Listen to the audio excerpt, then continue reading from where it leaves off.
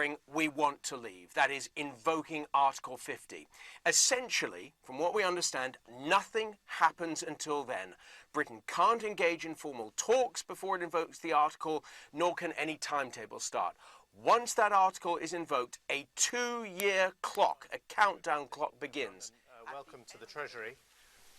Today I want to reassure the British people and the global community that Britain is ready to confront what the future holds for us from a position of strength. That is because in the last 6 years, the government and the British people have worked hard to rebuild the British economy. We've worked systematically through a plan that today means Britain has the strongest major advanced economy in the world. Growth has been robust, the employment rate is at a record high, the capital requirements for banks are 10 times what they were, and the budget deficit has been brought down from 11% of our national income and was forecast to be below 3% this year.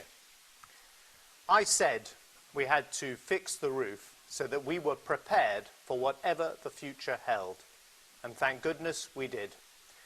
As a result, our economy is about as strong as it could be to confront the challenge our country now faces. And that challenge is clear. On Thursday, the people of the United Kingdom voted to leave the European Union. That is not the outcome that I wanted or that I threw everything into campaigning for. But Parliament agreed that there are issues of such constitutional significance that they cannot solely be left to politicians and must be determined by the people in a referendum. And now that the people have spoken, we in this democracy must all accept that result and deliver on their instructions. I don't resile from any of the concerns I expressed during the campaign, but I fully accept the result of the referendum and will do everything I can to make it work for Britain. It is inevitable, after Thursday's vote, that Britain's economy is going to have to adjust to the new situation we find ourselves in. In the analysis that the Treasury and other independent organisations produced, 3 particular challenges were identified, and I want to say how we meet all 3. First, there is the volatility we have seen and are likely to continue to see in financial markets. Those markets may not have been expecting the referendum result, but the Treasury, the Bank of England and the Financial Conduct Authority have spent the last few months putting in place robust contingency plans for the immediate financial aftermath in the event of this result. We and the PRA have worked systematically with each major financial institution in recent weeks to make sure they were ready to deal with the consequences of a vote to leave. Swap lines were arranged in advance, so the Bank of England is now able to lend in foreign currency if needed. As part of those plans, the bank and we agreed that there would be an immediate statement on Friday morning from the Governor, Mark Carney. And as Mark made clear, the Bank of England stands ready to provide £250 billion of funds through its normal facilities to continue to support banks and the smooth functioning of markets. And we discussed our coordinated response with other major economies in calls on Friday with the finance ministers and central bank governors of the G7. The Governor and I have been in regular touch with each other over the weekend, and I can say this morning that we have further well thought through contingency plans if they are needed. In the last 72 hours, I've been in contact with fellow European finance ministers, central bank governors, the managing director of the IMF, the US Treasury Secretary, and the Speaker of the US Congress, as well as the CEOs of some of our major financial institutions, so that collectively we keep a close eye on developments. It will not be plain sailing in the days ahead, but let me be clear, you should not underestimate our resolve. We were prepared for the unexpected, and we are equipped for whatever happens. And we are determined that, unlike 8 years ago, Britain's financial system will help our country deal with any shocks and dampen them, not contribute to those shocks or make them worse. Now, the second challenge our analysis identified in advance was the uncertainty that a vote to leave would bring in the coming months and beyond as Britain worked with its European allies to create a new relationship. The Prime Minister has given us time as a country to decide what that relationship should be by delaying the decision to trigger the Article 50 procedure until there is a new Prime Minister in place for the autumn. Only the UK can trigger Article 50, and in my judgment, we should only do that when there is a clear view about what new arrangements we are seeking with our European neighbours.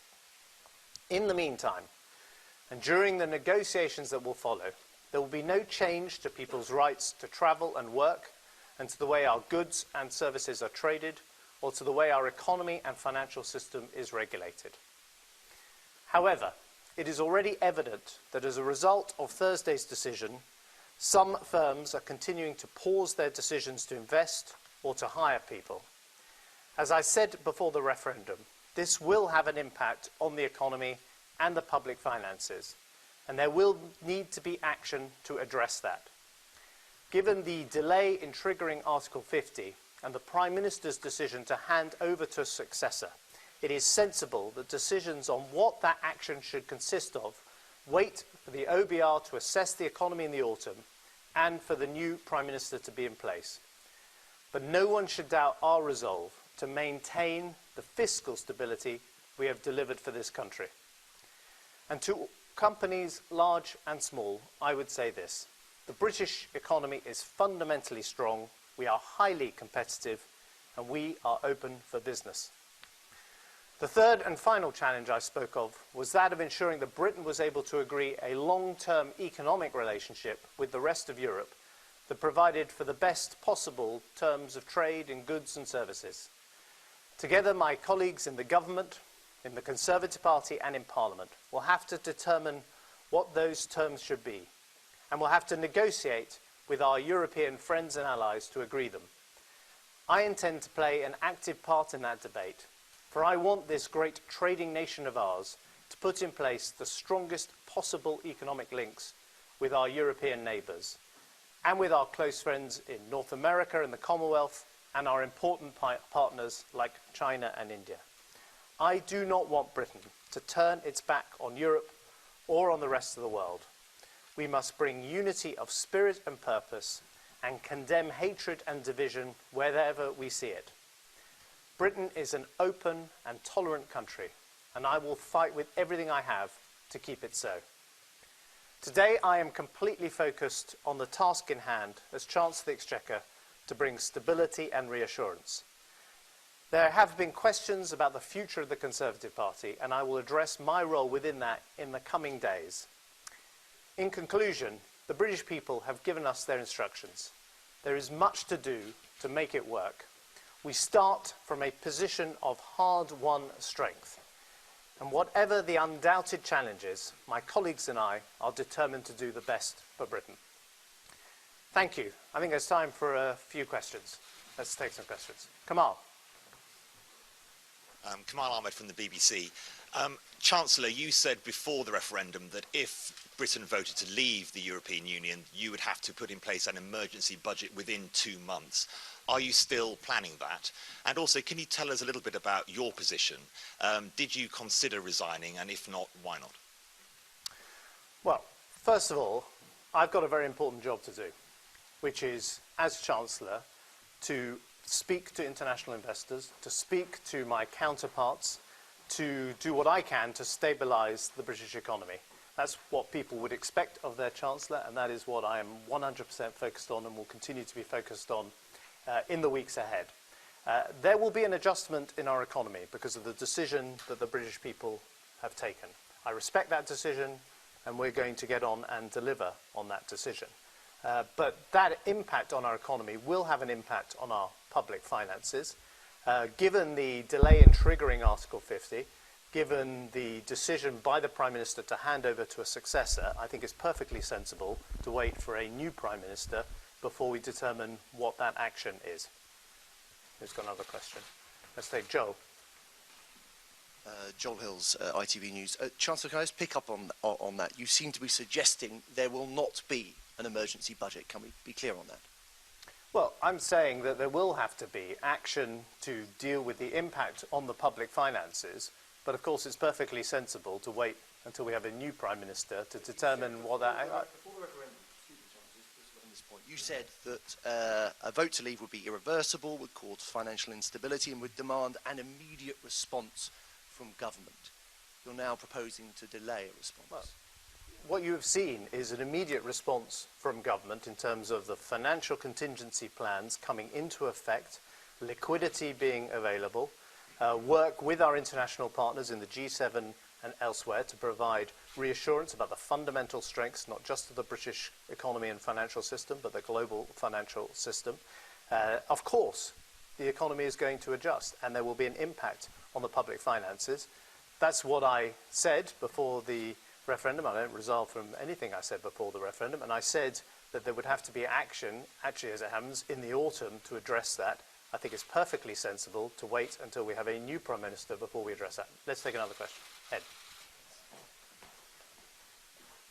Thank you. Ed Conway from Sky News. Chancellor, you said before the referendum that there was going to be a recession if we voted to leave the EU. Do you stand by that? Do you think we are now at the start of that recession?